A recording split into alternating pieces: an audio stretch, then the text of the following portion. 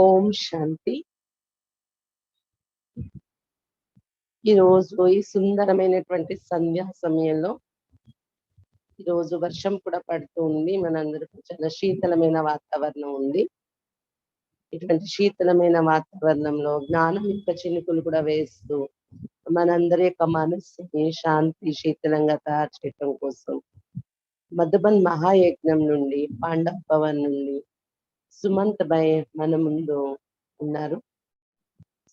సుమంత్ భాయ్కు విశాఖపట్నం మన పరివారం తరపు నుండి మన కనెక్షన్ అందరి నుండి ఇక్కడ ఉండే దైవీ పరివారం తరపు నుండి హృదయపూర్వకమైనటువంటి స్వాగతం, సుస్వాగతం. స్వాగతం అన్నయ్య, పుష్పచక్రంతో స్వాగతం స్వీకరించండి. సుమంత్ భాయ్ యొక్క పరిచయం అయితే అందరికి మన పరివారంలో పాత వాళ్ళందరికీ తెలిసినటువంటిదే. అన్నయ్య బాల్యకాలం నుండి జ్ఞాన మార్గంలో నడుస్తూ ఉన్నారు. తర్వాత తన చదువు పూర్తయిన తర్వాత బాబా సేవలోనే అంకితమై మధుబన్లోని మహాయజ్ఞంలో తన సేవలు అందిస్తూ ఉన్నారు. అన్నయ్య వాళ్ళ పరివారం అంతా జ్ఞానంలో ఉన్నారు. వాళ్ళ ఇద్దరు సిస్టర్స్ కూడా సమర్పిత జీవితంలో ఉన్నారు. ఒకరు మధుబన్లోని సమర్పణ రూపంలో సేవ అందిస్తూ ఉన్నారు. ఒకరు భీమవరం సెంటర్ లో టీచర్ గా ఇన్ఛార్జ్ గా ఉంటూ నడిపిస్తున్నారు.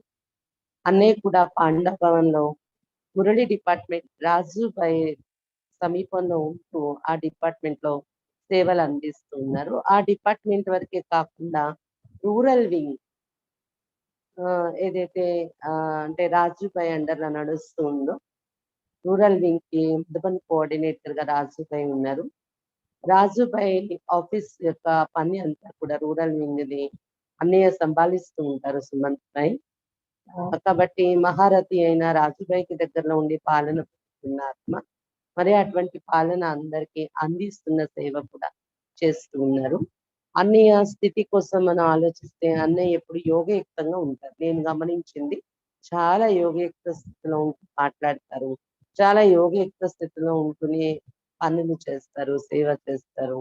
నిమిత్త మాత్రం యోగయుక్త స్థితి అనేది ఎక్కువగా అన్నిలో చూస్తూ ఉంటాము.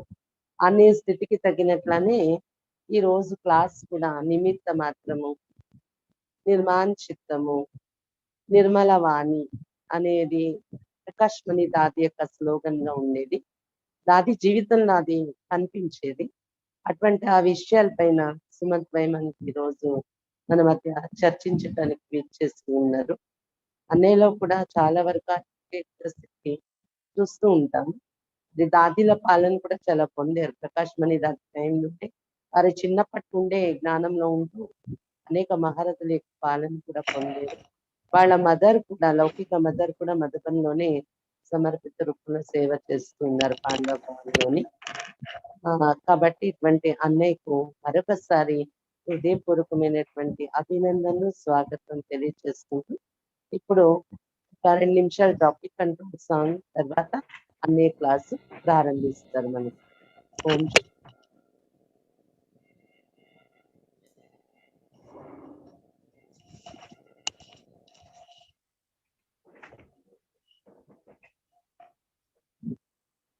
ఓం శాంతి.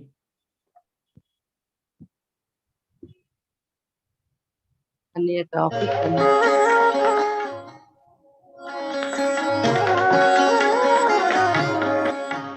अरे शिव की याद रहेगी तब आँखों में समाया वो होगा। हम धन्य तभी बन पाएंगे जब ऐसा प्रिय जीवन होगा। यहाँ हमारा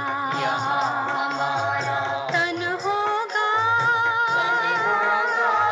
वहाँ हमारा मन होगा।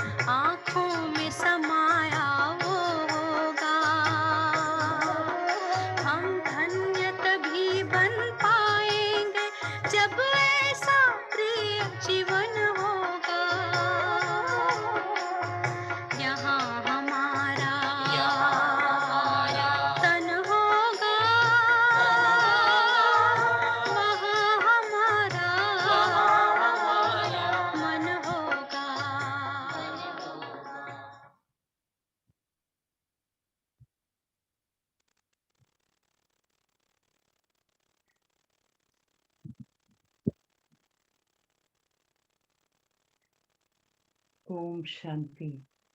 ఓం మొదలు పెట్టమంటారు అక్కయ్య గారు? అవును. ఓం శాంతి. ఈరోజు బాబాకి ప్రియాతి ప్రియమైనటువంటి బ్రాహ్మణ పరివారాన్ని బాబా కళ్ళకు వెలుగ్గా చేసుకుని బాబా తన కళ్ళల్లో పెట్టుకున్నటువంటి పురుషార్థి, విశేషమైనటువంటి పురుషార్థి ఆత్మలని, మరి భాగ్యం యొక్క నక్షత్రాన్ని వెలిగించుకునేటటువంటి బాబా హృదయ సింహాసనాధికారి మహాన్ ఆత్మలని, దివ్యాత్మలని, రుహానీ పరివారాన్ని కలిసేటటువంటి భాగ్యం బాబా ఈరోజు మాకు కల్పించారు. ఈరోజు విశేషమైన టాపిక్, ఆ టాపిక్ దాదీజీకి చాలా ఇష్టమైన టాపిక్. దాదీజీ తన లాస్ట్ రోజుల్లో కూడా ఈ 3 శబ్దాలని విశేషంగా ఉచ్చరించేవారు. నిమిత్తము, నిర్మాణత, నిర్మల వాణి. ఈ 3 శబ్దాలు దాదీజీకి, ప్రకాష్ మణి దాది గారికి చాలా ఫేవరెట్ శబ్దాలు అన్నమాట. జీవితంలో కేవలం చెప్పడమే కాదు, కానీ దాదీజీ ఈ విషయాలని తన జీవితంలో ధారణ కూడా చేసి చూపించారు. అయితే బాబా మన మీద ఎన్నో ఆశలు పెట్టుకున్నారు. ఆ విశ్వాసాన్ని, బాబా పెట్టుకున్న విశ్వాసాన్ని, బాబా యొక్క ఆశలని పూర్తి చేయడానికి మన వంతు ప్రయత్నం మనం చాలా చాలా చేస్తున్నాం. యాక్చువల్గా చూస్తే గనక ద్వాపర యుగం నుంచి మన మీద మనం చాలా రెస్పాన్సిబిలిటీస్ తీసుకున్నాం. అయితే ఏ రెస్పాన్సిబిలిటీస్ అయితే బ్రాహ్మణ జీవితంలో మనకి లభించిందో ఆ రెస్పాన్సిబిలిటీని స్వీకరిస్తూ స్వయాన్ని స్వయం నిమిత్తంగా అనుభవం చేసుకుంటూ, మరి నిమిత్తమైనటువంటి భావనతో ఏ రకంగా మన కర్మలు చేయాలన్న విషయాన్ని ఈరోజు మనం చూస్తాం. నేను కేవలం మాత్రమే, అంటే నిమిత్తము అంటే ఇన్స్ట్రుమెంట్ అన్నమాట. బాబా యొక్క ఇన్స్ట్రుమెంట్ నేను ఉపయోగించుకునేవారెవరు? స్వయం బాబానే నన్ను ఉపయోగించుకుంటారు అన్న సంకల్పం మన జీవితంలో ఎప్పుడు కనిపించాలి.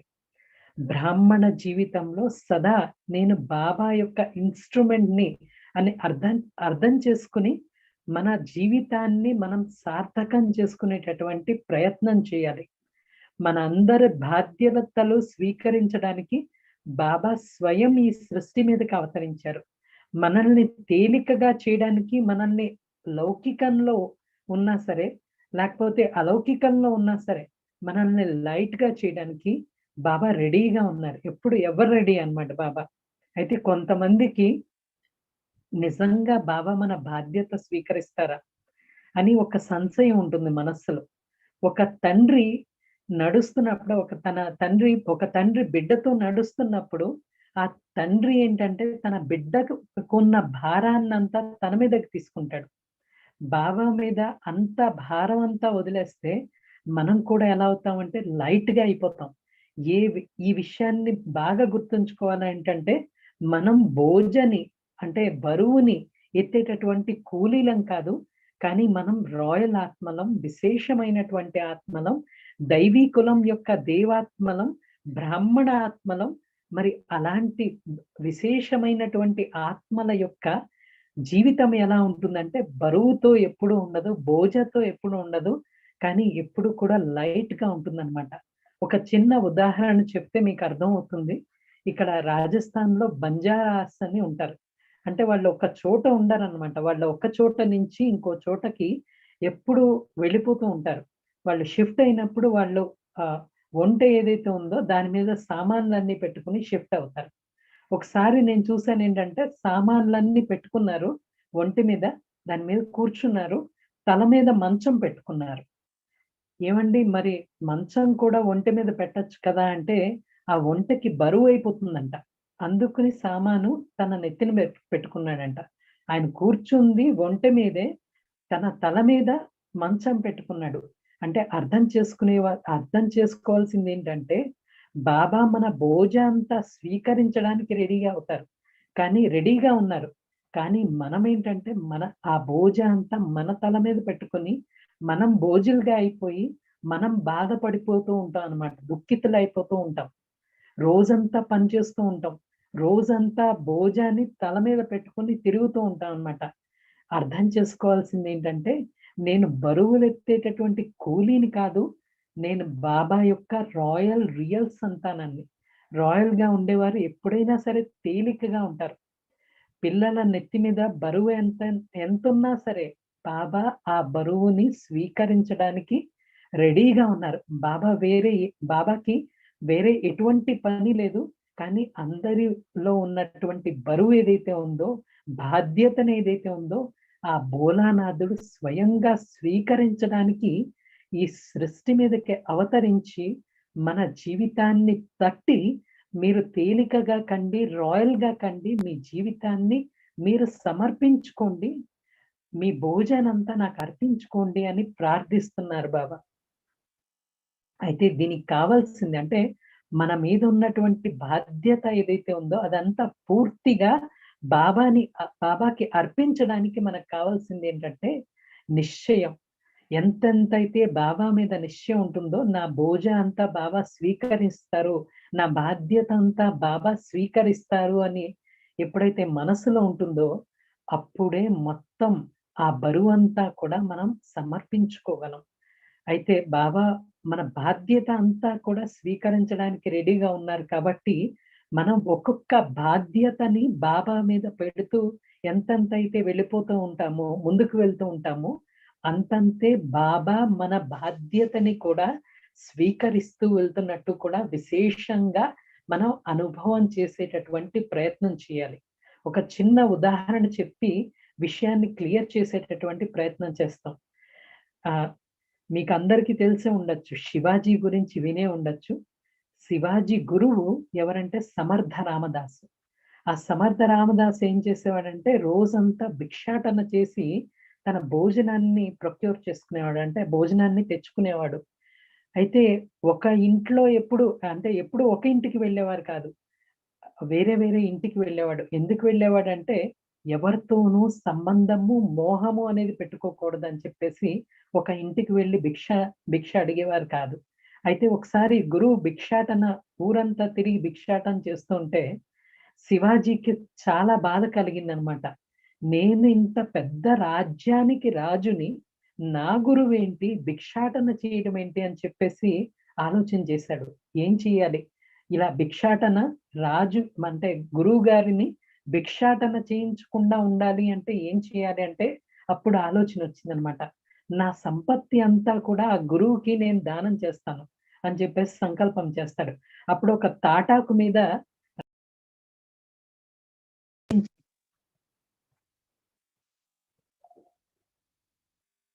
ఈ రోజు నుంచి నా సంపత్తి ఏదైతే ఉందో అదంతా కూడా గురువుకి దానం చేస్తున్నాను అని చెప్పేసి ఆ విషయాన్ని రాసి, మరి ఆ తాటాకుని గురువు గారి కమండలంలో పెడతాడు.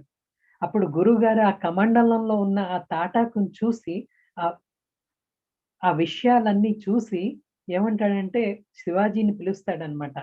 నిజంగా నువ్వు సమర్పించుకున్నావా? మొత్తం రాజ్యాన్నంతా సమర్పించుకున్నావా అని అడుగుతాడు. అంటే మనస్ఫూర్తిగా నువ్వు చేస్తున్నావా? లేకపోతే కేవలం ఉట్టి మాట కోసం సమర్పించుకున్నావా అని అడుగుతాడు. అప్పుడు శివాజీ చెప్తాడు, నేను మనస్ఫూర్తిగా నా రాజ్యాన్నంతా కూడా గురువు గారి పాద చరణాలకి అర్పిస్తున్నాను అని చెప్పేసి చెప్తాడు. అప్పుడు గురువు గారు అంటారనమాట, అలా అయితే ఈ రోజు నుంచి నువ్వు కేవలం నా నౌకరివి మాత్రమే. అంటే నేను ఏ బాధ్యత అయితే నీకు అప్పగిస్తానో ఆ బాధ్యతని నువ్వు శిరసా వహించాలి. ఒకవేళ నువ్వు రాజ్యాన్నంతా వదిలేసావనుకో, మరి నీ జీవితం ఎలా గడుస్తుంది అని, నీ కడుపు ఎలా నింపుకోవాలని చెప్పేసి గురువు అడుగుతాడు శివాజీని పరీక్ష పెట్టడానికి. అప్పుడు శివాజీ చెప్తాడనమాట, కడుపు నింపుకోవడమే కదా, వేరే ఏమీ లేదు కదా, అయితే రాజ్యమంతా కూడా మీకు అర్పించుకున్నాను, మీరు ఏ బాధ్యతనిస్తే ఆ బాధ్యతని శిరసా వహిస్తాను, నా కడుపుని నింపుకుంటాను అని చెప్తాడనమాట. అయితే ఆ రోజు నుంచి ఏ రోజు శివాజీ రాజు కాదు, సమర్థ రామదాస్ మాత్రమే రాజు ఆ రాజ్యానికి. అయితే తన కింద అంటే ఒక రాజుకి తన కింద చాలా మంది డ్యూటీ చేసేవాళ్ళు, పని చేసేవాళ్ళు కావాలి. అయితే మరి గురువు గారు ఏం చేశారంటే శివాజీనే ఒక డ్యూటీ ఇచ్చారు శివాజీకి. అలా అయితే రేపటి నుంచి నీకు ఒక డ్యూటీ ఇస్తున్నాను అని చెప్పేసి. ఆ డ్యూటీ ఏంటంటే రాజ్యాన్ని పాలించేటటువంటి డ్యూటీని ఇస్తున్నాను అని చెప్తారు. ఎందుకంటే రాజ్యం యాక్చువల్ గా గురువు గారిది, నీది కాదు. కానీ జీవితం అంతా కూడా రాజ్యం చేసినా సరే కేవలం నిమిత్తంగా ఈ రాజ్యం చేయాలి నువ్వు. అయితే ఏ చిన్న విషయమైనా సరే అప్పుడు ఈ విషయాన్ని ఎప్పుడైతే చెప్తాడో అప్పుడు ప్రతి చిన్న విషయంలో కూడా గురువు గారి ఆజ్ఞ లేకుండా ఏ విషయాన్ని శివాజీ చేయలేదు. అందుకనే ఎక్కడా కూడా పరాజయం అనేది శివాజీకి కలగలేదు. ఎన్నో దివ్యమైనటువంటి గుణాలు, శక్తులు ఆ గురువు గారు ఆయనకి ప్రసాదించడం జరిగింది. అంటే నిమిత్తంగా అవటం వలన ఈ రోజుకు కూడా అందరి మనస్సుల్లో శివాజీ ఒక రకంగా నిలిచిపోయారనమాట. తనువు, మనస్సు, ధనము, జనాలు అన్నీ కూడా అక్కడ గురువు గారికి ఆయన అర్పించుకుంటే మనం ఏం చేయాలంటే తనువు, మనస్సు, ధనము, జనాలు అంటే మన పరివారాన్ని కూడా బాబాకి మనం మనస్ఫూర్తిగా అర్పించుకోవాలి. ఏ విధంగా శివాజీ నాది అనుకోకుండా గురువు గారిది అన్న భావనతో అదే విషయాన్ని అవగాహనలోకి తీసుకుని గుర్తుంచుకుని అంతా నాది అన్న విషయాన్ని మర్చిపోయి అంతా కూడా గురువు గారిది అని ఎప్పుడైతే భావిస్తాడో, ఎలాగైతే భావిస్తాడో అలాగే మనదంతా కూడా బాబాది అని మనం ఎప్పుడైతే భావన చేస్తామో, మన మనస్సులో గుర్తిస్తామో అప్పుడే నిమిత్త భావం యొక్క విత్తనం ఏదైతే ఉందో ఆ విత్తనం విత్తినట్టు. బ్రాహ్మణ జీవితంలో ఎంతో ప్రాప్తిని పొందుతాం నిమిత్త భావనతో. ఆ నిమిత్త భావన మనకి ఒక రకంగా ఏంటంటే సంగమ యుగంలో ఒక పెద్ద వరంలాగా పనిచేస్తుంది. అంటే సంగమ యుగం ఎలాంటి యుగం అంటే స్వయాన్ని స్వయం చాలా తేలిక చేసుకునేటటువంటి యుగం. అంటే కేవలం స్వయాన్ని తేలిక చేయడం కాదు, కానీ తన వారిని అందరినీ కూడా స్వయం తేలికగా ఉంటూ తన వారిని అందరినీ తేలికగా చేసేటటువంటి దివ్యమైనటువంటి భాగ్యం ఏదైతే ఉందో అది సంగమ యుగంలోనే మనకి కలుగుతుంది. ఇది అతి పెద్ద అదృష్టంగా భావించాలి మనం. ఆత్మ తేలికగా ఉండటం వలన ఎప్పుడూ కూడా అంటే ఎప్పుడైతే ఆత్మ నిమిత్తమైనటువంటి భావనతో తేలికగా ఉంటుందో అప్పుడు సమర్థవంతంగా ఉమంగ ఉత్సాహాలతో ఎగురుతూ ఉంటుంది. బాబా నుంచి శక్తిని తీసుకుంటూ తన యొక్క భాగ్యం యొక్క నక్షత్రాన్ని వెలిగించుకుంటూ తన జీవితాన్ని సఫలత సార్థకం చేసుకునేటటువంటి ప్రయత్నం మనం చేస్తూ ఉంటాం. మనకి చాలా మంచి ఉదాహరణలు మన జీవితంలో మన ముందు ఉన్నారు. ప్రకాష్ మణి దాదీజీ గారి జీవితంలో చూస్తే గనక దాదీజీ గారికి ఎన్నో బాధ్యతలు ఉండేవి, కానీ ఎంతో బాధ్యత కూడా కలిగి ఉండేవారు. మరి అలాంటి సమయంలో అలాంటి బాధ్యతలు ఉన్నప్పుడు కూడా అన్ని బాధ్యతలని నిర్వహిస్తూ కూడా స్వయాన్ని స్వయం దాదీ గారు స్వయానికి స్వయం చాలా తేలికగా చేసుకున్నారు. దాదీజీ జీవితంలో చూస్తే బేహం యజ్ఞం యొక్క బాధ్యత దాదీజీ నెత్తి మీద ఉండేది, తల మీద ఉండేది. అంటే కొన్ని వేల సెంటర్స్ యొక్క బాధ్యత, ఎన్నో రకాలైనటువంటి గొడవలు, ఎన్నో రకాలైనటువంటి సమస్యలు అన్నీ ఉండేవి.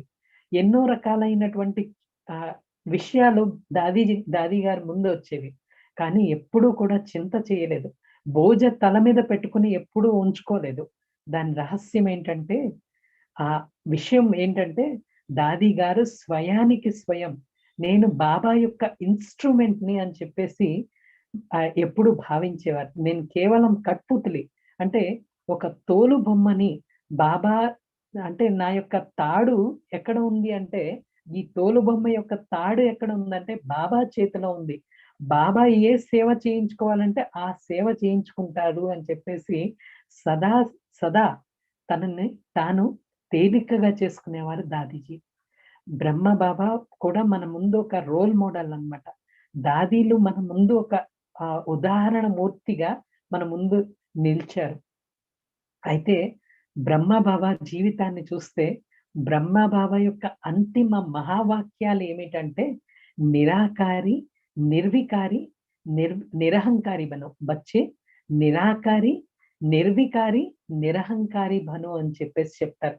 అంటే నిమిత్త భావంతోనే ఈ 3 విషయాలు సహజం అవుతాయి. నిమిత్త భావం లేకుండా నిరాకారిగా అవ్వలేము, నిర్వికారిగా అవ్వలేము, నిరహంకారిగా కూడా అవ్వలేము. నిమిత్త భావం కావాలంటే సారీ ఈ 3 విషయాలు మన జీవితంలోకి రావాలంటే నిమిత్త భావనని మన జీవితంలో అభ్యాసించాలి. మన జీవితాన్ని తరింప చేసుకోవాలి. బ్రహ్మబాబా జీవితంలో ఎప్పుడైతే బెగ్గరీ పార్ట్‌ని చూస్తామో 300 మందికి యాక్చువల్‌గా భోజనం పెట్టాలి. అయినా సరే యజ్ఞంలో ఒక చిల్లి గవ్వ కూడా లేదు. అయినా సరే నిశ్చింత స్థితి, బేఫికర్ బాద్షా యొక్క స్థితి, నిమిత్తమైనటువంటి స్థితి, లైట్ మైట్ యొక్క స్థితి అనుభవం చేశారా ఆ సమయంలో కూడా. ఎందుకంటే యజ్ఞం నాది కాదు. యజ్ఞం యొక్క బాధ్యత ఎవరిది? స్వయం బాబాది.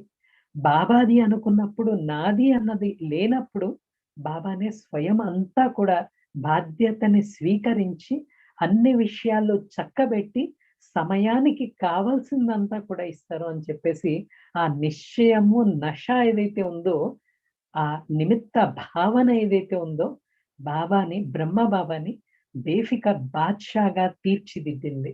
మరి బాబా సాకారంలో ఉన్నప్పుడు లౌకిక పరివారంలో ఉండేవారు. అంటే చాలా మంది లౌకిక పరివారంలో ఎవరైతే ఉండేవారో వాళ్ళు ప్రతి ఒక్క హిసాబ్ కితాబ్ అంటే వాళ్ళ సంపాదన ఏంటి, వాళ్ళు ఎంత సంపాదిస్తున్నారు, అన్ని విషయాలు కూడా బాబాతో పాటు చర్చించుకునేవాళ్ళు, క్లియర్ చేసేవారు, బాబాకి సమర్పించుకునేవారు హిసాబ్ కితాబ్. అయితే చాలా అంటే బాబా తర్వాత కూడా దాదీలో ఉన్నప్పుడు కూడా ఎంతో మంది అనన్యమైనటువంటి పరివారం వారు మన దాదీజీ ముందు చాలా మంది హిసాబ్ కితాబ్ ఇవ్వటం కూడా మా కళ్ళతో మేము చూసామన్నమాట. అయితే ఒక ప్రాక్టికల్ ఉదాహరణ అంటే ఏ రకంగా శ్రీమతం అనుసారంగా మన జీవితాన్ని మనం తీర్చిదిద్దుకోవాలి అన్న విషయం ఈ ఒక్క ఉదాహరణతో మనకి స్పష్టం అవుతుందన్నమాట. మీ అందరికి తెలిసే ఉండొచ్చు, కాన్పూర్‌లో గంగయ్య దాది ఉండేవారు. ఆ దాది చాలా ఫేమస్ దాది. వాళ్ళ పరివారం కూడా అంటే ఎలాంటి పాలన ఇచ్చేవారంటే, ఏ లౌకిక పరివారంలో ఉన్న వాళ్ళైనా సరే వాళ్ళందరి హిసాబ్ కితాబ్ తీసుకొచ్చి అంటే వాళ్ళందరి అకౌంట్స్ తీసుకొచ్చి దాది ముందు ఉంచేవారు. నేనెంత సంపాదించాను, నేనెంత ఖర్చు పెట్టాను అవన్నీ కూడా దాది ముందు ఉంచేవారనమాట. అయితే ఒకసారి ఏమైందంటే గంగయ్య దాది లక్నోలో వాళ్ళ కాన్పూర్‌లో ఆ పరివారంలో ఉన్న ఒక అన్నయ్య వాళ్ళ అంటే మంచి పరివారం నుంచి ఉన్నవాళ్ళు, వాళ్ళ అమ్మాయి ₹10 నోట్ అడిగింది. ఆ సమయంలో ₹10 అంటే చాలా వాల్యూ అనమాట. తండ్రిని అడిగింది ₹10. అప్పుడు తండ్రి ఏమన్నాడంటే, నేను బాబాని అంటే బాబా శ్రీమతాన్ని అడిగి నీకు ₹10 ఇస్తాను అని చెప్పేసి చెప్తాడు. అంటే వెంటనే ఇవ్వడు, తర్వాత ఇస్తానని చెప్తాడు. అప్పుడు ఆయన గంగయ్య దాది దగ్గరికి వెళ్ళి ఈ విషయాన్ని చెప్తాడు. దాదీజీ మా అమ్మాయి ఈ రకంగా ₹10 అడిగింది. మరి ఇమ్మంటారా? ఇవ్వద్దంటారా? అంటే దాదీజీ తప్పకుండా ఇవ్వు అని చెప్పేసి చెప్తారనమాట. అప్పుడు తర్వాత రోజు ఆ అమ్మాయికి ₹10 ఇస్తాడాయన.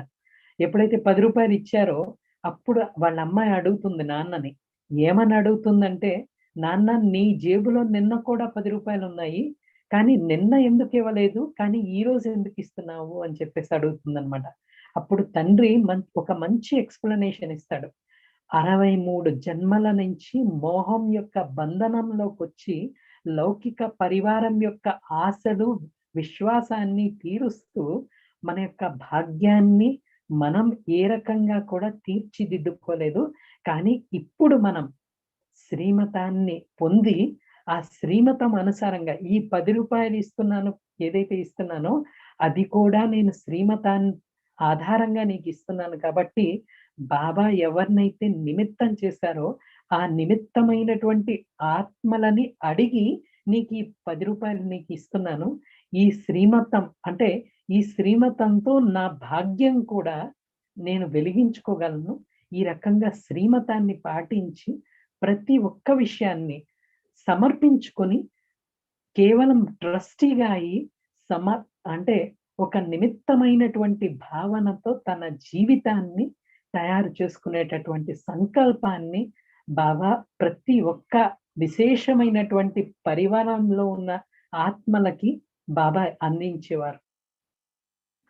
స్వయం యొక్క ఆలోచనలతో తనువు, మనస్సు, ఆ ధనము, మనకున్నటువంటి రిసోర్సెస్ ఏవైతే ఉన్నాయో అవన్నీ మనం మన ఆలోచనతో మనం మామూలుగా యూజ్ చేస్తూ ఉంటాం. అది మనల్ని బరువు చేస్తుంది, మనకి బోజ కలిగిస్తుంది అనమాట. ఎందుకంటే దాంట్లో మై పని ఉంటుంది, మేరా పని ఉంటుంది. అయితే ఎప్పుడైతే మన తనువు, మనస్సు, ధనము, రిసోర్సెస్ మన అందరి వారిని కూడా శ్రీమతం అనుసారంగా ఎప్పుడైతే బాబాకి సమర్పించుకుంటామో అప్పుడు మనకి నిమిత్తమైనటువంటి భావన కలుగుతుంది. మై పని ఎక్కడ కనిపించదు అనమాట. ట్రస్ట్ యొక్క భావన మనకి కలుగుతుంది అనమాట. బాబా ఈ ఈశ్వరీయ కార్యానికి నన్ను నిమిత్తంగా చేశారు కాబట్టి నేను చేసే ప్రతి కార్యంలో కూడా నేను వేసే ప్రతి అడుగులు కూడా బాబా సలహాని తీసుకొని బాబా యొక్క శ్రీమతాన్ని అనుసరించి మరి ఈ యొక్క కార్యాన్ని బాబా యొక్క కార్యాన్ని నేను నిర్వర్తిస్తాను. బాబా ఇచ్చినటువంటి రెస్పాన్సిబిలిటీ, బాధ్యత ఏదైతే ఉందో దాన్ని నేను నిర్వర్తిస్తానన్న సంకల్పాన్ని చేస్తూ ఉండాలి. బాబా ఏదైతే శ్రీమతాన్ని ఇస్తారో ఆ శ్రీమతం మీద మనం ఒక్కొక్క అడుగు వేస్తూ ముందుకు వెళ్ళాలి. అంటే దాంట్లో ఎటువంటి మన్మతానికి కూడా అక్కడ ప్లేస్ అనేది లేదనమాట. ఎలా ఉండాలంటే గృహస్థిని నిర్వహిస్తూ కూడా, అంటే పరివారాన్ని చూసుకుంటూ కూడా ఏ రకంగా ఉండాలంటే ఆ పరివారంలో మనందరికీ ముఖ్యమైనటువంటి ఓనర్ ఎవరైతే ఉన్నారో ఆ ఓనర్ ఎవరు, ఆ పరివారంలో ముఖ్యమైనటువంటి సదస్సు ఎవరంటే బాబా. బాబాని అడగకుండా ఆ ఇంటికి ఓనర్ ఎవరంటే, మన ఇంటికి ఓనర్ ఎవరు అంటే బాబానే మన ఇంటికి ఓనర్ అన్నమాట. ఆ విషయాన్ని అవగాహన చేసుకోవాలి, ప్రాక్టికల్ గా తీసుకురావాలి. ప్రతి విషయాన్ని అర్థం చేసుకుని మన జీవితంలోకి తీసుకొచ్చేటటువంటి ప్రయత్నం చేయాలి. ఒక షాప్ లోకి వెళ్ళారనుకోండి, బట్టల షాప్ లోకి వెళ్ళారనుకోండి, అక్కడ సేల్స్ మెన్ మనకి చాలా విషయాలు చూపిస్తారనమాట. అంటే ఈ బట్టలు ఆ బట్టలు ఎన్ని కావాలంటే అన్ని తీసి చూపిస్తాడు. కానీ రేటు గురించి వచ్చేసరికి రేటు నాకు ఇంత తగ్గించి కావాలి అని మీరు అడగండి, అప్పుడు ఏమంటాడు, నా వల్ల కాదండి, మీరు ఓనర్ని అడగండి అని చెప్తాడు. అంటే మొత్తం పగలు రాత్రి అంతా కూడా అతను బట్టల షాప్ లో చక్కగా పనిచేస్తున్నాడు, మొత్తం అన్ని విషయాలు చూసుకుంటున్నాడు. కానీ స్వయానికి స్వయం ఎప్పుడు కూడా ఓనర్ని నేనే అంతా అని చెప్పేసి ఎప్పుడు అనుకోలేదు. ఎందుకంటే అతను ఓనర్ కాడు, నేను కేవలం సేల్స్ మ్యాన్ని అని చెప్పేసి ఆ విషయం అనేది అతని జీవితంలో అవగాహన అయ్యి ఉంది. ఓనర్ని అడిగే ఏ పనైనా చేయాలి. డబ్బులు హిసాబ్ కితాబ్ అంతా ఎవరి దగ్గర ఉంటుంది, ఓనర్ దగ్గరే ఉంటుంది. ఇదే ట్రస్టీషిప్ యొక్క భావన అన్నమాట. మన జీవితంలో కూడా మన ఓనర్ ఎవరు అంటే, మన షాప్ లో కూడా ఓనర్ ఎవరు అంటే బాబానే మన షాప్ కి ఓనర్, బాబానే మన ఇంటికి ఓనర్. మనం కేవలం బాబా యొక్క సంతానం ఉన్నాము, బాబానే మన ఇంటికి ముఖ్యమైనటువంటి వ్యక్తి. అలాంటి వ్యక్తిని మాట్లాడాలి, అలాంటి వ్యక్తిని సలహా తీసుకోవాలి, అలాంటి వ్యక్తి యొక్క ఆశీర్వాదం తీసుకొని తర్వాతే మనం ఏ పనైనా చేసేటటువంటి ప్రయత్నం చేయాలి. అంటే ఏ రకంగా సేల్స్ మెన్ ప్రతి విషయంలో ఓనర్ని గుర్తు చేసుకుంటూ ఉంటాడో అలాగే నిమిత్తమైనటువంటి భావన మనకి ఉంటే అప్పుడు బాబాని మనం ఎప్పుడూ కూడా గుర్తు చేసుకుంటూ ఉంటాం. అయితే మాతలు ఇంట్లో బట్టలు ఉతుకుతూ ఉంటారు కదా, మరి బట్టలు ఉతుకుతున్నప్పుడు గుర్తు చేసుకోవాలి ఏంటంటే బాబా ఇంట్లో నేను బట్టలు ఉతుకుతున్నాను అని చెప్పేసి గుర్తు పెట్టుకోవాలి. ఇల్లు శుభ్రం చేస్తున్నప్పుడు ఏమి ఆలోచన కలగాలంటే నేను బాబా ఇంటిని శుభ్రం చేస్తున్నానన్న ఆలోచన కలగాలి. పిల్లల్ని చూసుకుంటూ కూడా ఏం ఆలోచన చేయాలంటే బాబా పిల్లల్ని నేను సంభాలన చేస్తున్నాను అని చెప్పేసి. ఎవరి పిల్లలు? నా పిల్లలు కాదు, బాబా పిల్లల్ని నేను చూసుకుంటున్నాను. ఇది నిమిత్త భావం అన్నమాట. అంటే ఒక రకంగా మనకి ప్రతి విషయంలో కూడా బాబా బాబా బాబా అని చెప్పేసి అంతా కూడా బాబాది. నేను కేవలం నిమిత్త మాత్రుణ్ణి, నేను కేవలం నిమిత్తంగా బాబా నన్ను ఉంచారు అన్న విషయాన్ని మన జీవితంలో అవగాహన చేసుకోవాలి. మీ అందరికీ రామాయణం తెలిసే ఉంటుంది. ఎప్పుడైతే శ్రీరాముడు అరణ్యవాసం చేస్తాడో అప్పుడు భరతుడు శ్రీరాముని పాదుకలు ఏవైతే ఉన్నాయో అవి తీసుకొచ్చి సింహాసనం మీద పెట్టి, నేను నేను రాజుని కాదు, కానీ రాముడే సత్యమైనటువంటి రాజు, నేను కేవలం రాముని యొక్క సేవకుణ్ణి మాత్రమే అన్న భావనతో రాజ్యాన్ని అంతా కూడా సంపాదన చేస్తూ ప్రతి ఒక్కరికి కూడా సుఖాన్ని కలిగిస్తూ స్వయానికి ఎప్పుడు కూడా అంటే రాజ్యం చేస్తూ కూడా స్వయానికి ఎప్పుడు కూడా తనకి తాను రాజుగా భావించలేదు. అయోధ్య ప్రజలందరికీ రామరాజ్యం యొక్క అనుభూతిని కలిగించారు, కానీ స్వయానికి మాత్రం ఎప్పుడు కూడా నేను రాజుని అన్న భావాన్ని తన జీవితంలో ఎప్పుడు కూడా కలగ చేసుకోలేదన్నమాట. సింహాసనం ఎవరిది అంటే రాముడిదే ఆ సింహాసనం. సంపాదన చేసేది కూడా రామ బంటుగా అయి నేను కేవలం సహాయం చేస్తున్నాను అన్న విషయాన్ని అక్కడ క్లియర్ గా తెలుస్తుంది అన్నమాట. అంటే మనకి ఎటువంటి అంటే ఆ సంపాదన చేసే అంటే నిమిత్తమైనటువంటి ఆత్మని ఎప్పుడైతే అనుకుంటామో ఎప్పుడు ఎటువంటి సుఖం వెనకాల ప్రాకులాడదన్నమాట మనస్సు. ఎటువంటి నామ్ మాన్ షాన్ మనకు అవసరం లేదు. యజ్ఞం నిర్విఘ్నంగా నడవాలి. నేను కేవలం ట్రస్టీని మాత్రమే. నేను నిర్విఘ్నంగా ప్రతి ఒక్క సేవని నిర్వర్తిస్తూ బాబా యొక్క ఆశని విశ్వాసాన్ని పూర్తి చేయడంలో నా సమర్థవంతంగా నా యొక్క కర్తవ్యాన్ని ఏదైతే బాబా నాకు ఇచ్చారో ఆ నిమిత్తంగా చేశారో ఆ కర్తవ్యాన్ని పూర్తి చేసేటటువంటి నిమిత్తమైనటువంటి ఆత్మను అని చెప్పేసి మన మనస్సులో మనకి ఎప్పుడు సంకల్పం ఉండాలి. ఎటువంటి లగ్జరీస్ వెనకాల మన మనస్సు పరితపించకూడదు, ఎటువంటి కోరికలు కలగకూడదు. నామాంశాన్ కొద్దిగా చిన్న పని చేస్తే నామాంశాన్లోకి వస్తానన్నమాట. పేరు ప్రతిష్ట కావాలి. ఎటువంటి స్వలాభాన్ని ఆశించకుండా నిమిత్తమై అంటే ఎటువంటి స్వలాభాన్ని ఎటువంటి అపేక్ష లేకుండా నిస్వార్థమైనటువంటి భావనతో నిమిత్తమైనటువంటి భావనతో సేవ చేయడమే విశేషమైనటువంటి ఆత్మల యొక్క లక్షణం అన్నమాట. మనం గృహస్థంలో ఉన్నా సరే లేకపోతే సెంటర్లో ఉన్నా సరే ఓనర్ ఎవరు అని ఆలోచిస్తే ఓనర్ శివబాబానే. ఎటువంటి కోరికలు మనస్సులో అంటే కలగకుండా మనం మన యొక్క కర్మలు శ్రేష్ట కర్మలుగా తీర్చిదిద్దుకుంటూ అంటే ఇంట్లో ఎన్ని సాధనాలు ఫెసిలిటీస్ అన్ని ఉన్నా సరే శ్రీమతం అనుసారంగా బాబా యొక్క ఆజ్ఞ ప్రమాణంగా ప్రతి వస్తువుని మనం వాడుతూ ఉండాలి. మరి శ్రీమతం ఆధారంగా సేవ చేస్తూ ఉండాలి. తనువుని ఉపయోగించాలి. ఎందుకంటే ఇప్పుడు కరోనా వచ్చింది అంటే మెయిన్ గా ఏంటంటే ముఖ్యమైనటువంటి కారణం ఎవరికి బాగా ఎఫెక్ట్ చేసిందంటే ఎవరికైతే సిడెంటరీ లైఫ్ స్టైల్ అన్నమాట. అంటే శరీరాన్ని ఎక్కువ ఉపయోగించరు అన్నమాట, సేవలో ఎక్కువ ఉపయోగించరు. ఎవరైతే తక్కువ ఉపయోగిస్తారో శరీరాన్ని సేవలో వారికి ఎక్కువ ఎఫెక్ట్ అయిందనమాట. అయితే శరీరం అనేది ఒక కారు, దాన్ని సేవలో ఉపయోగించాలి. ఒక కార్ని ఉపయోగించకుండా అలాగే పడి ఉంచామనుకోండి అదేమైపోతుంది, తుప్పు పట్టేస్తుంది అనమాట. అయితే ఈ తనువుని కూడా ఈశ్వరీయ సేవలో ఎప్పుడు ఉపయోగిస్తూ వెళ్ళాలి. తనువు నాది కాదు, మనస్సు నాది కాదు. బాబా ఎటువంటి సంకల్పాలను ఇస్తారో, ఏ సంకల్పాలైతే బాబాకి ఇష్టమో అటువంటి సంకల్పాలు చేస్తూ ముందుకు వెళ్ళాలి. మురళిలో బాబా ఏ సంకల్పాలు అయితే మనకి టచింగ్ ఇస్తారో రోజు అవే సంకల్పాలు మనం చేస్తూ ఉండాలన్నమాట. మనస్సు పరుగులు తీయకూడదు. మనస్సు బుద్ధి సంస్కారంలో ఎటువంటి మలినం ఉండకూడదు. అంటే ఎందుకంటే మలినం ఎందుకు ఉండకూడదంటే మాలిక్ ఎవరైతే ఉన్నారో ఆయన అక్కడ ఉన్నారు కాబట్టి మలినం. భగవంతుడు ఎక్కడైతే ఉన్నారో అక్కడ మలినానికి స్థానం ఎక్కడుంది చెప్పండి.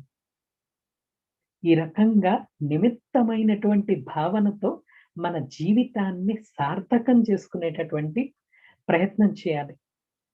మనం ఎలా సేవ చేయాలి అంటే హాత్ కారడే దిల్ యారడే అంటారు. అంటే మనస్సు ఎక్కడ ఉండాలి, బాబా మీద ఉండాలి. సేవ మనం స్థూలంగా చేస్తూ ఉండాలన్నమాట. మన ధనాన్ని కూడా మనం ఏం చేయాలి, యజ్ఞంలో సఫలం చేస్తూ ఉండాలి. తనువుని మనం యజ్ఞంలో తప్పనిసరిగా సేవలో ఉపయోగిస్తూ ఉంటాము. అయితే తనువుతో పాటు ధనాన్ని కూడా యజ్ఞంలో సఫలం చేస్తూ నిమిత్తంగా అయి యజ్ఞంలో ధనాన్ని కూడా మనం నియమపూర్వకంగా నియమితంగా సమయానుసారం సందర్భానుసారం మనం సఫలం చేస్తూ ముందుకు వెళ్ళాలి. మనం అంటే మా దగ్గరికి చాలా మంది ఉదాహరణలు కనిపిస్తాయి అన్నమాట. పొలంలో ఏం పండినా సరే మొదట అంటే వ్యవసాయదారులు ఎవరైతే ఉన్నారో, రైతులు ఎవరైతే ఉన్నారో, పొలంలో ఏం పండినా సరే ఫస్ట్ అది బాబా ఇంటికి తీసుకొచ్చి ఇవ్వాలన్నమాట. తర్వాతే వాళ్ళ ఇంటికి తీసుకువెళ్తారు. అలా చేసే రైతులు కూడా చాలా మంచి భావనతో ఆ రైతులు వాళ్ళ పనులు చేసుకుంటారు. ఫస్ట్ బాబా ఇంటికి తీసుకువెళ్ళి తర్వాతే తన ఇంటికి తీసుకెళ్ళి భోగ్ పెట్టి అప్పుడు వాటిని స్వీకరిస్తారన్నమాట. అయితే చాలా మంది మాటలను కూడా మేము చూస్తూ ఉంటాం. ఏం చేస్తారంటే యాక్చువల్‌గా సీజన్ ఫ్రూట్స్ వచ్చినాయి అనుకోండి, మామిడి పండు లాంటి ఫ్రూట్స్ వచ్చినాయి అనుకోండి, ఫస్ట్ వాళ్ళు వాళ్ళ ఇంటి కోసం పర్చేస్ చేయరు ఫ్రూట్స్‌ని, మ్యాంగోస్‌ని. ఫస్ట్ బాబా ఇంటికి వచ్చి సమర్పించి తర్వాతే ఆ ఫ్రూట్స్‌ని మరి వాళ్ళ ఇంటికి వాళ్ళు తీసుకుని వెళ్ళేవారు. మీరు జానకి దాది జీవితాన్ని చూస్తే, లైఫ్‌లో చూస్తే జానకి దాదికి ఫస్ట్ టైమ్ అంటే ఆ టైంలో బెగరీ పాట నడుస్తుంది యజ్ఞంలో. ఫస్ట్ టైమ్ నూనె డబ్బా ఒకటి యజ్ఞంలో ఒక ఆత్మ సఫలం చేసింది. అప్పుడు దాది గారి సంకల్పం ఏంటంటే యజ్ఞంలో నూనె డబ్బా, బేహద్ యజ్ఞంలో నూనె డబ్బా ఉందో లేదో తెలీదు, నాకు ఎందుకు అని చెప్పేసి ఫస్ట్ ట్రైన్‌లో అడ్రస్ అది రాసేసి అక్కడ టీటీకి చెప్పి ట్రైన్‌లో ఆ డబ్బాని పెట్టించారన్నమాట. ఆ డబ్బాని బాబా కళ్ళకద్దుకుని అది యజ్ఞంలో ఉపయోగించారు. అంటే చెప్పే భావన ఏంటంటే ఆ యొక్క విశేషం ఏంటంటే మనం కేవలం నిమిత్తమైనటువంటి భావనతో ముందు బాబా, తర్వాతే మన పరివారం అంతా కూడా తర్వాతే అన్నమాట. మన బాబాకి మన జీవితంలో భాగంగా చేసుకోవాలి. మన పిల్లలకి మనం ఎంతో ఖర్చు పెడుతూ ఉంటాం. మన పెద్దబ్బాయిని మంచి మంచి చదువులు చదివిస్తూ ఉంటాం. కానీ మన పెద్దబ్బాయి ఎవరు? పెద్దబ్బాయి అయితే బాబా కదా! మరి బాబా సేవలో కూడా మనం ఖర్చు చేయాలి. కేవలం చెప్పడానికి బాబా మన పెద్ద కొడుకు కాదు. నిజంగానే బాబా సేవలో అంటే మన పిల్లలకి మనం ఏ రకంగా అయితే మనం ఖర్చు చేస్తామో, అలాగే బాబా యజ్ఞంలో కూడా మనం తప్పనిసరిగా సేవలో మన జీవితంలో అంటే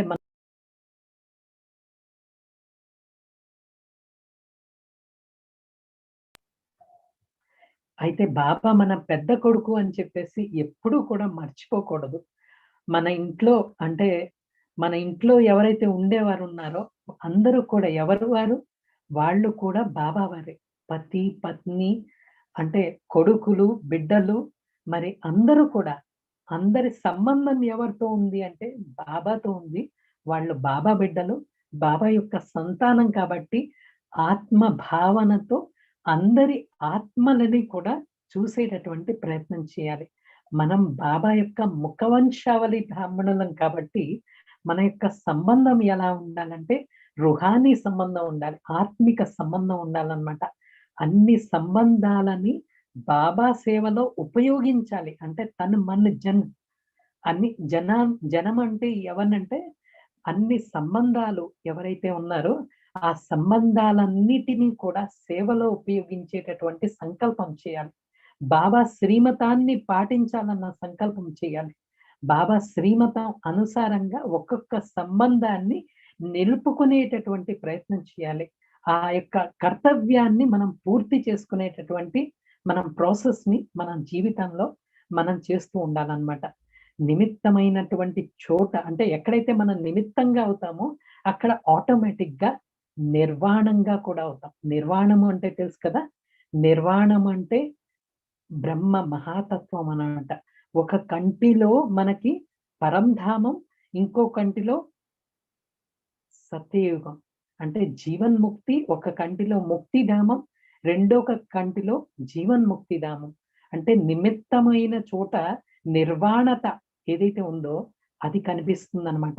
ఎప్పుడు కూడా జీవన్ముక్తి ధామాలని తన కళ్ళలో ఇముడ్చుకొని ఎప్పుడు ఆ విషయాన్ని అవగాహన చేసుకుంటూ తన జీవితాన్ని నిర్వర్తిస్తూ ఉంటారు. అయితే ఎప్పుడు కూడా నిర్మాణ చిత్ ఎవరైతే ఉన్నారో, అంటే ఒకటి నిర్వాణ్, రెండోది నిర్మాణ్. అయితే నిర్మాణ్ చిత్ ఎవరైతే ఉంటారో వాళ్ళు ఎప్పుడు ఎలా ఉంటారండి? వినమ్రంగా ఉంటారా? పొగరుమూతుగా ఉంటారా? ఎలా ఉంటారు? ఎప్పుడు కూడా వినమ్రతతో ఉంటారు. ఎందుకంటే ఒక చెట్టు ఉందనుకోండి, ఆ చెట్టుకి పళ్ళు ఉంటే ఆ చెట్టు ఆటోమేటిక్‌గా వంగి ఉంటుంది. ఆ చెట్టుకి పళ్ళు లేదు అంటే ఆ చెట్టు వంగదనమాట. అంటే మనలో వినమ్రత ఉంది అంటే దానికి గుర్తేంటంటే మన జీవితం ఫలదాయకంగా ఉంది అని అర్థం. దివ్య గుణాల రూపీ ఫలాలు మన జీవితంలో కనిపిస్తున్నాయి అని అర్థం. అలాంటి నమ్రత, వినమ్రత ఏదైతే ఉందో, ఆ వినమ్రత ఏదైతే ఉందో నిర్మాణత మన జీవితంలోకి తీసుకొస్తుంది. మనందరికీ తెలుసు, రోజు మనందరం జ్ఞాన మురళిని వింటూ ఉంటాం. బాబా మించిన వారు ఎవ్వరు ఈ ప్రపంచంలో లేరండి. అయితే మురళి లాస్ట్‌లో బాబా స్వయం అందరికీ కూడా ఏం చేస్తారండి? నమస్తే చేస్తారు. స్వయం భగవంతుడే మనకి నమస్తే చేస్తూ ఉంటే ఎంత సంతోషం కలగాలో ఒక్కసారి ఆలోచించండి. అంత గొప్ప విశేషమైనటువంటి ఆత్మ ఈ సృష్టికే ఆధారమూర్తి, ఉద్ధారమూర్తి. అలాంటి విశేషమైనటువంటి ఆత్మ యొక్క నమస్కారం మనం స్వీకరించాలి. అంటే నిమిత్త భావనతోనే స్వీకరించాలి. అయితే ఆ వినమ్రత, బాబా యొక్క వినమ్రత ఏదైతే ఉందో, ఆ వినమ్రతని మనం నేర్చుకునేటటువంటి ప్రయత్నం చేయాలి. మన జీవితంలోకి వచ్చేటటువంటి ప్రయత్నం చేయాలి. మనం ఎవరి పిల్లలు, ఎవరి సంతానం అంటే దాత, భాగ్య విధాత యొక్క సంతానం అన్నమాట. ఈ సృష్టి రూపి కల్పవృక్షం యొక్క వేళ్లల్లో కూర్చుని మన శక్తిని ఈ మొత్తం సృష్టికే ధారపోస్తూ ఉండాలి. సత్యమైనటువంటి బంగారం, ప్యూర్ గోల్డ్ ఏదైతే ఉందో అది ఎప్పుడు మోల్డ్ అయిపోతూ ఉంటుంది. ఎటువంటి అలాయ్ ఆత్మలో ఉండకూడదన్నమాట. ఆత్మలో అహంకారం ఉండకూడదు. యాక్చువల్‌గా నిర్మాణ చిత్త ఎవరైతే ఆత్మలు ఉన్నారో వాళ్ళ ఆ ఆత్మలలో మనకి అహంకారం అనేది ఎక్కడా కూడా కనిపించకుండా పోతుందన్నమాట. అయితే మేము ప్రాక్టికల్‌గా చూసిన విషయం ఏంటంటే, ఎక్కడైతే టీచర్స్ నిర్మాణ చిత్తుగా ఉంటారో, అంటే గౌరవం, అందరికీ గౌరవం ఇస్తూ, ఎటువంటి అహంకారం లేకుండా, నేను కేవలం నిమిత్తమైనటువంటి ఆత్మనన్న భావంతో ఉంటారో, అప్పుడు బాబా ఖూబ్ లూటాతా హై. అంటే వాళ్ళకి ఎంత ఇస్తాడంటే అంత ఇస్తాడు. అన్ని రకాలుగా. ఏ విషయంలో కూడా లోటు చేయడనమాట. అంటే మనం చూస్తూ ఉంటాం, ఏంటిది వీళ్ళల్లో ఎటువంటి విశేషత లేదు. అయినా సరే మరి బాబా ఇంత వాళ్ళకి ప్రాప్తి పొందించారు అంటే, అంత బాబా ఆ సెంటర్‌కి ఇచ్చారు అంటే, కలిగించారు అంటే, అక్కడ ఉన్న నిమిత్తమైనటువంటి ఆత్మ యొక్క నిర్మాణ చిత్త యొక్క వ్యవహారం ఏదైతే ఉందో, ఆ వ్యవహారం ఏదైతే ఉందో, అది బాబాతో ఎంత ప్రాప్తి పొందించాలంటే అంత ప్రాప్తి పొందిస్తుందన్నమాట. నిర్మాణ అంటేనే అంటే నిర్మాణ చిత్ అంటే వాళ్ళు ఎటువంటి పేరు, ప్రతిష్ట, గౌరవం, కోరికలు ఇవన్నీ వెనకాల ఎప్పుడూ ఉండరు. అందరినీ గౌరవిస్తూ, అందరినీ ముందుకు తీసుకువెళ్తూ, అందరికీ సమ్మాన్, సబ్కా సమ్మాన్ కర్తే హుయే, అందరికీ మంచి ప్రేమని పంచుతూ, అంటే ఈశ్వరీయ ప్రేమని పంచుతూ, బాబాకి ప్రతిష్టని తీసుకొస్తూ, ఎటువంటి కోరిక లేకుండా అన్నీ కూడా అంటే అలాంటి సిట్యుయేషన్‌లో ఎటువంటి కోరిక లేకపోయినా సరే, బాబా అన్ని ప్రాప్తులు, వరదానాలు అక్కడ ఇస్తూ ఉంటారన్నమాట. పేరు ప్రతిష్టలకి అతీతంగా స్వమానంలో ఉండేటటువంటి అభ్యాసం ఎవరైతే చేస్తారో వాళ్ళే నిజంగా నిర్మాణ చిత్త ఆత్మలు అని చెప్పొచ్చు. నేను అంటే వాళ్ళకి మనస్సులో ఉండదన్నమాట, నేను మంచి స్పీకర్‌ని, నాకు మంచి ప్లానింగ్ మైండ్ ఉంది. మరి ఇలాంటివన్నీ మనసులో ఉండవు. నేను కాదు. నేను చెప్పే మహావాక్యాలు ఎవరి మహావాక్యాలు? బాబా యొక్క మహావాక్యాలు. చేయించుకునేటటువంటి వాడు కరణ్ కరావన్హార్ ఎవరైతే ఉన్నారో బాబానే స్వయంగా చేయించుకుంటున్నారు. ప్లానింగ్ ఎవరిదైతే ఉందో అది నా ప్లానింగ్ కాదు. అది బాబా యొక్క ప్లానింగ్. బాబా ఇచ్చినటువంటి ప్లానింగ్ అన్న విషయం ఎప్పుడైతే మనస్సులో ఉందో, ఎంతెంతైతే బాబా వారిగా తమకి తాము ఎప్పుడైతే మనస్సులో ఈ విషయాన్ని నేను బాబా వారిని, బాబా కేవలం నన్ను నిమిత్తంగా చేశారు అన్న భావన ఎప్పుడైతే కలిగిందో, అప్పుడే సర్వ ప్రాప్తులు సర్వ సిద్ధిలు ఏవైతే ఉన్నాయో అది మన జీవితంలోకి వస్తూ ఉంటాయి అన్నమాట, ప్రవహిస్తూ ఉంటాయి. ఎటువంటి అహంకారం లేదు.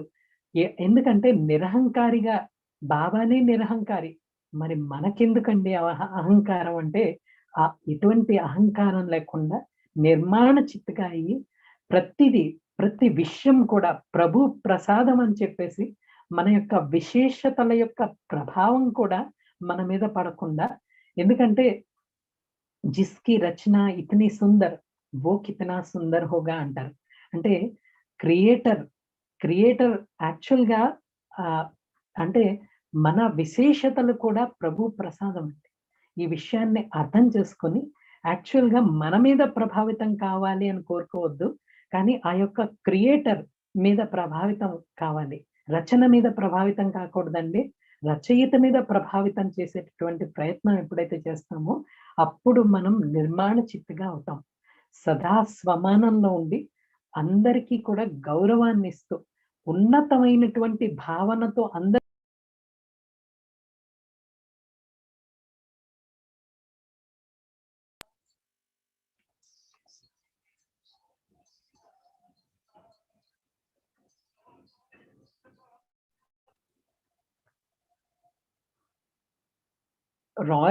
బాబా యొక్క రాయల్ సంతానాన్ని నేను అన్న స్వమానంతో నషాతో ఉండేటటువంటి ప్రయత్నం ఎవరు చేస్తారంటే నిర్మాణ చిత్త ఆత్మలు మాత్రమే చేయగలరు అన్నమాట.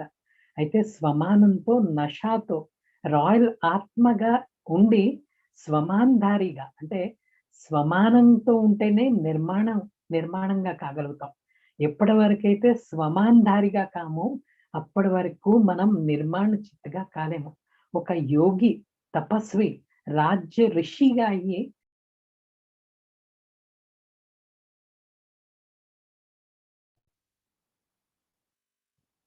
మనకి మనం గౌరవాన్ని ఇస్తూ అందరికీ వినమ్ర చిత్తులుగా అయ్యి అందరికీ ప్రేమని పంచిపెడుతూ అందరికీ సుఖాన్ని ఇస్తూ అందరి హృదయాల్లో స్థానాన్ని పొందేటటువంటి ప్రయత్నం చేయాలి. అప్పుడు మన జీవితం అనేది సఫలత, సార్థకత అనేది కలుగుతుందన్నమాట.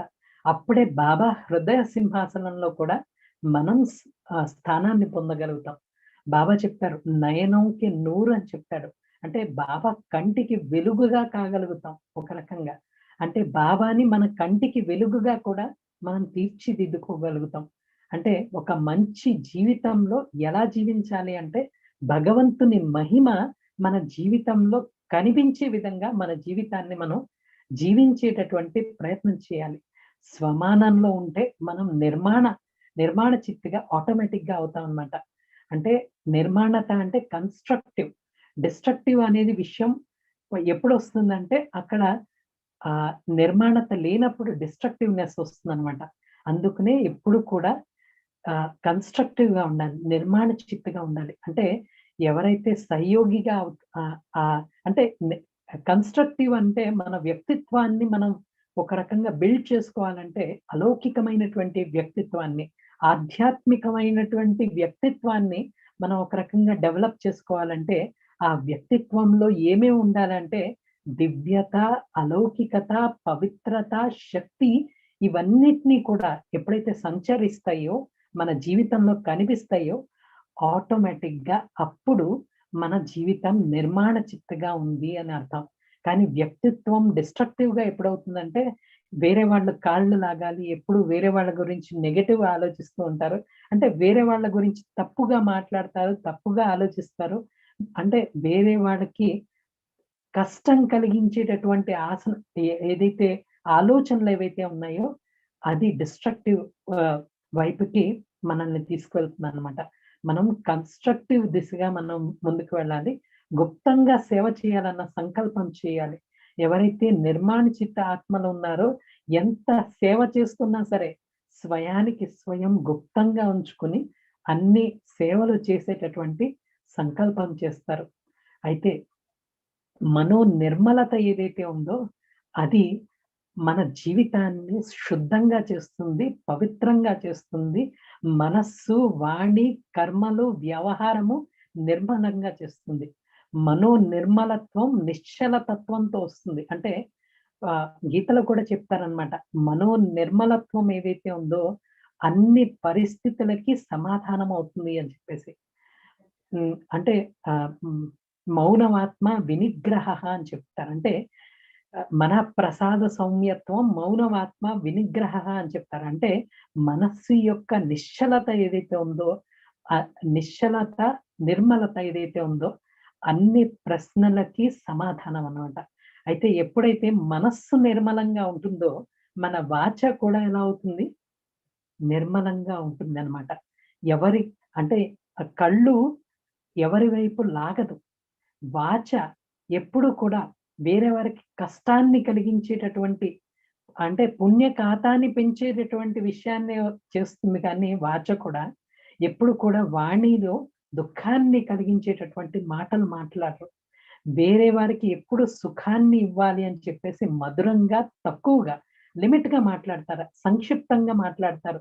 శబ్దాలని కూడా సురక్షితం చేస్తారు. సైలెన్స్ యొక్క శక్తిని, యోగం యొక్క శక్తిని వాళ్ళ జీవితంలో అవగాహన కలిగిస్తారు. తక్కువలో తక్కువ మాట్లాడి కూడా ఎక్కువ పనులు చేస్తూ ఉంటారన్నమాట. అంటే నిర్మలమైనటువంటి మాటలు మాత్రమే మాట్లాడాలి. వాటితో పాటు ఎలాంటి కల్మషం ఉండకూడదు. ఊరికే ప్రేమగా బయటకి కనిపించేటట్టు లోపల మాత్రం కల్మషం అన్నమాట. బోల్డంత కల్మషం పెట్టుకొని బయటకి మధురంగా మాట్లాడుతూ ఉంటారు. అది కాదు. మనస్సులో నిర్మలత కావాలి. మనస్సులో ఎలాంటి మలినం ఉండకూడదు, మిలావట ఉండకూడదు. తప్పుడు మాటలు మాట్లాడకూడదు, చిల్లర మాటలు మాట్లాడకూడదు. ఎలా ఉండాలంటే ఒక్కొక్క వాక్యం మహావాక్యంగా ఉండాలి. అంటే గ్లాని చేసేటటువంటి వాక్యం బ్రాహ్మణ జీవితంలో రాకూడదు. మనస్సు ఎప్పుడైతే గ్లాని చేస్తామో ఆ గ్లాని బాబా నుంచి మనల్ని దూరం చేస్తుందా, దగ్గర చేస్తుందా, మనకి మనం ఆలోచించుకోవాలి. వేరే వారిని అంటే బాబా నుంచి మనస్సును దూరం చేసేటటువంటి ఏ విషయాన్ని కూడా మన జీవితంలో మనం ఉంచుకోకూడదన్నమాట. అంటే మనస్సు స్వచ్ఛంగా కావాలి. ఎలాంటి దుర్భావన అనేది మన మనస్సులో ఉండకూడదు. అప్పుడు నిష్కలంకంగా మనస్సు ఉన్నప్పుడు నిర్మలంగా ఆటోమేటిక్ గా తయారవుతుందన్నమాట.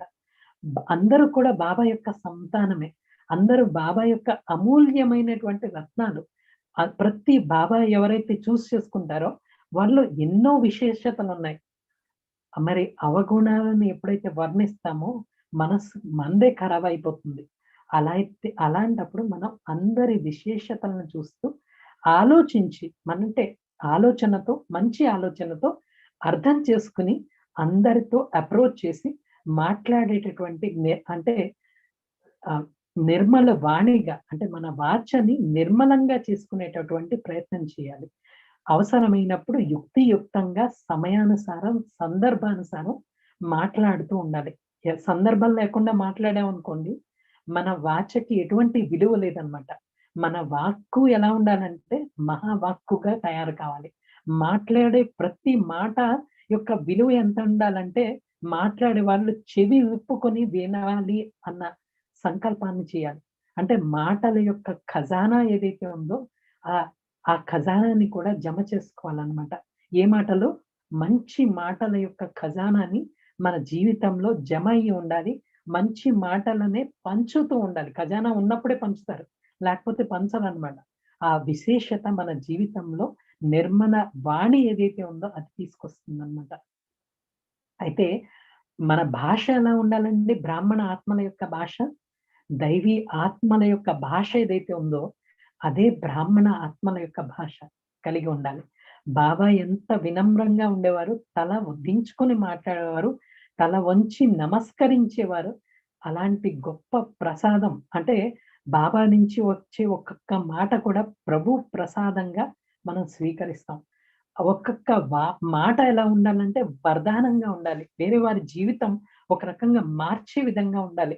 వేరే వారి జీవితాన్ని శక్తివంతంగా చేసేటటువంటి విధంగా ఉండాలి. వేరే వారికి ప్రేరణ కలిగించేటటువంటి మాటలు కలిగించాలన్నమాట.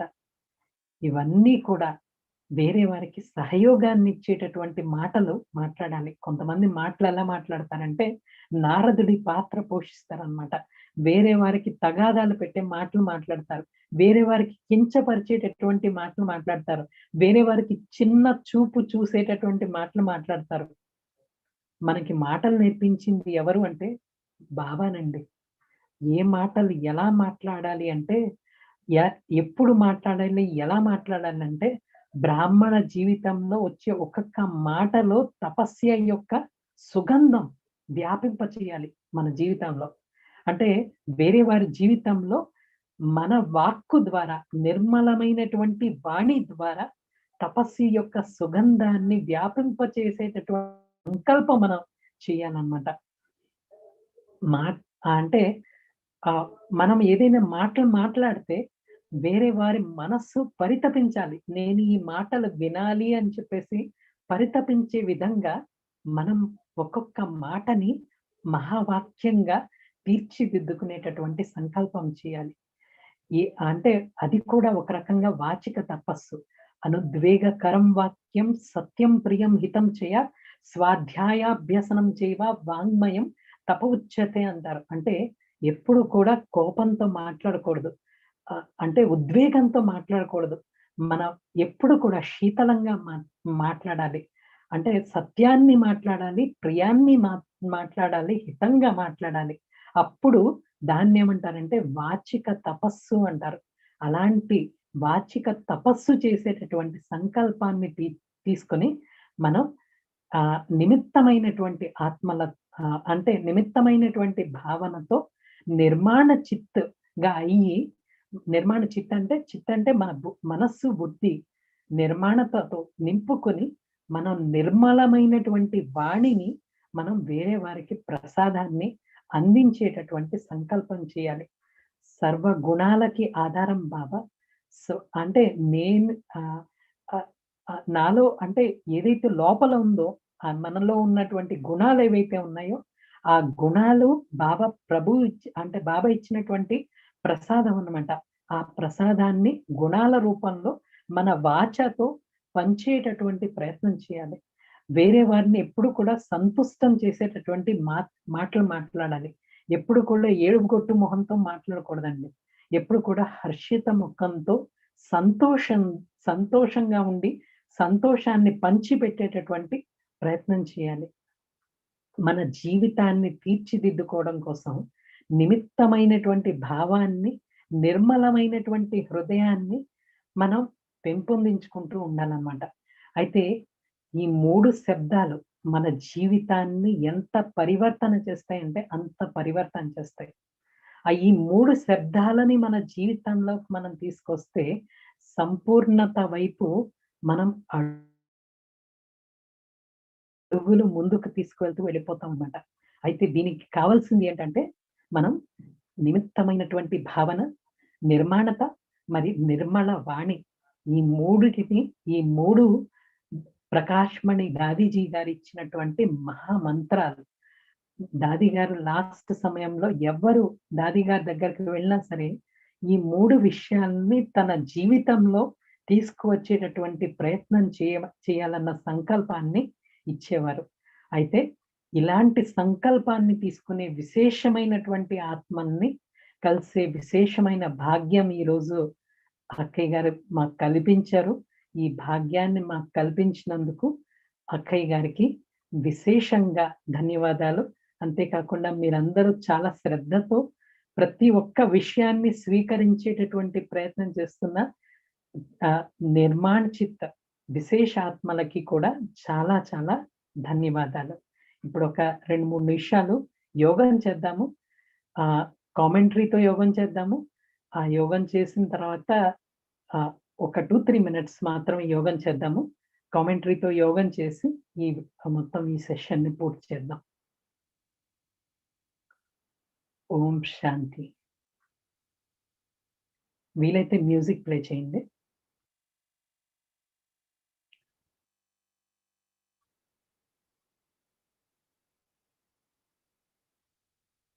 ఓం శాంతి. నేను కరావన్హార్ బాబా యొక్క ప్రియాతి ప్రియమైనటువంటి సంతానాన్ని, విశేషమైనటువంటి ఆత్మని. నిమిత్తమైనటువంటి ఆత్మని. నాదంటూ ఎటువంటి బరువు బాధ్యత ఏమీ లేదు. నా జీవితం యొక్క బరువు బాధ్యత అంతా కూడా బాబాకి నేను సమర్పించుకున్నాను. నాకు నేను తేలికగా చేసుకున్నాను. బాబానే నన్ను నడిపిస్తున్నారు. నాలో ఉన్న అన్ని విశేషతలు కూడా బాబా ఇచ్చినటువంటి విశేషతలే. నేను చెప్పేది కూడా బాబా జ్ఞానమే.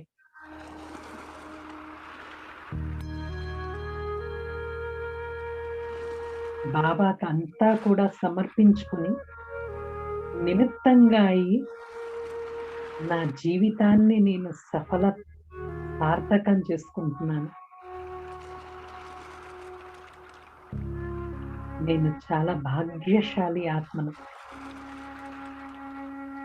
నేను భగవంతుడే స్వయం చూస్ చేసుకున్నటువంటి విశేషమైనటువంటి ఆత్మను.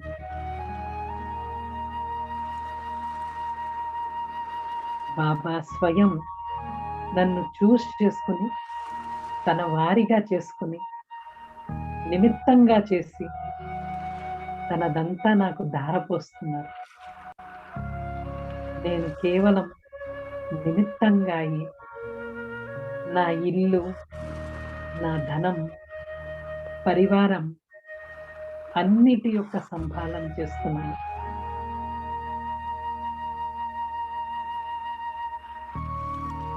బాబా నాకు ఎంతో గౌరవాన్ని ఇస్తున్నారు. బాబా నా జీవితాన్ని అన్ని రకాలుగా తీర్చిదిద్దుతున్నారు. బాబా నుంచి పొందినటువంటి ప్రాప్తి పొందిన తర్వాత మరి ఏ ప్రాప్తి, ఏ గౌరవం కోసం ఎటువంటి సంకల్పం లేదు.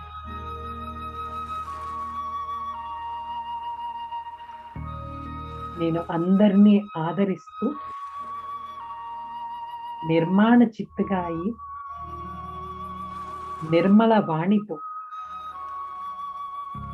హర్షిత ముఖంతో శ్రేష్ట కర్మలు చేస్తూ అందరి సేవ చేస్తూ కేవలం తోలు బొమ్మగా అయ్యి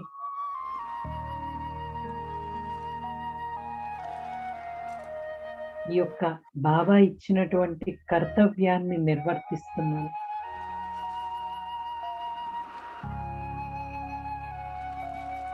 నా జీవితం బాబా ఆశలని పూర్తి చేయడానికి మాత్రమే.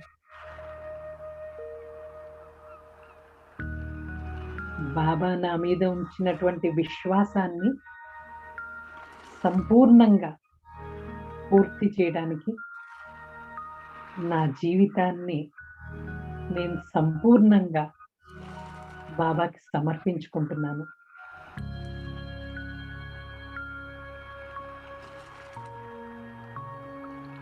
నా జీవితంలో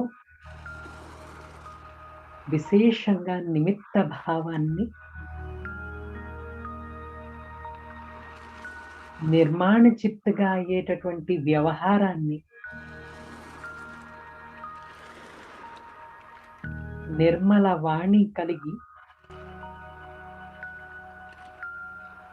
నా జీవితాన్ని సార్థకం చేసుకుంటున్నాను.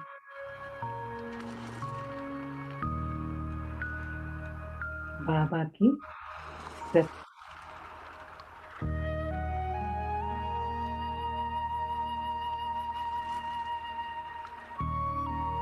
ఓం శాంతి.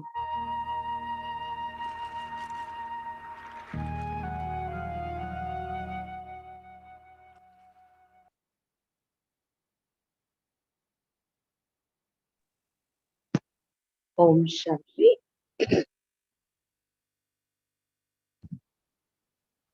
ఈరోజు అన్నయ్య చాలా మంచిగా ఈ విషయం పైన మనకు అర్థం చేయించారు. దాది ఎప్పుడు చెప్పేటటువంటి మహావాక్యాల్ని చాలా చక్కగా ఉదాహరణతో సహా నిమిత్త స్థితి ఏంటి అనేది అన్నయ్య చాలా చక్కగా అర్థం చేయించారు. బాబా శ్రీమతం మీద తోలుబొమ్మ ఏమను బాబా చేతిలో నడవాలి అనేది తర్వాత నిర్మాణ చిత్తం అంటే ఏంటనేది కూడా మనకు అర్థం చేయించారు. అహంకారం ఏమాత్రం లేకుండా వినయంతో మనం పేరు ప్రఖ్యాతులు ఆశించకుండా సేవ చేస్తూ వెళ్ళే స్థితి కోసం చాలా చక్కగా చెప్పారు అన్నయ్య. నిర్మల వాణి, మనసు నిర్మలం ఉంటే వాణి నిర్మలం అని, నిర్మల వాణి కోసం కూడా ఎన్నో రకాలుగా అన్నయ్య చాలా చక్కగా విడమర్చి మరీ చెప్పారు. మన మాటలు ఎలా ఉంచుకోవాలి, నెమ్మదిగా మధురంగా అందరిని సంతుష్టపరిచేలా, ఎవరిని కించపరచకుండా చాలా చక్కగా అన్ని వివరించి చెప్పారు. అలాగే నిమిత్త మాత్ర స్థితిలో మన తనుమన ధనాలన్నీ కూడా జనము అంతా బాబాదే అని, అంకితమే బాబా ఆజ్ఞల పైన నడవాలి అని అన్నయ్య చాలా చక్కగా మనకు మనల్ని ఒకసారి రిఫ్రెష్ చేస్తూ తెలిసిన విషయాలన్నీ అయినప్పటికీ కూడా ఒకసారి ఈ రోజు క్లాస్ విన్న తర్వాత మనలో మనకి ఒక చెకింగ్ అనేది స్టార్ట్ అవుతుంది. దానిలోని ఏం మిస్ అయ్యే అవి చేసుకోవటానికి ప్రయత్నం చేయటానికి అవకాశంగా అనుకూలత కలిగిస్తూ అన్నయ్య చాలా మంచి విషయాలు మనకు మరొకసారి రివైజ్ చేసి మనల్ని రిక్వెస్ట్ చేశారు. తప్పకుండా మరి ఈ ఈ ఈ రోజు విన్న విషయాల్లో నుండి ఏవి మన జీవితంలో మిస్ అవుతున్నాయో, మన మీద మనకు అటెన్షన్ తక్కువ ఉంటుందో అది గమనించి పెట్టుకుందాము. మన పరివర్తన అనేది తీసుకొని వద్దాము. అన్నయ్య మీకు చాలా చాలా ధన్యవాదాలు. మా పరివారం తరఫు నుండి హృదయపూర్వకమైనటువంటి ధన్యవాదాలు, కృతజ్ఞతలు. ఇప్పుడు బాబాకి పరివారం నుండి పరివారానికంతా కూడా బాబాకి పరివారానికంతా కూడా ధన్యవాదాలు. ఈ రోజు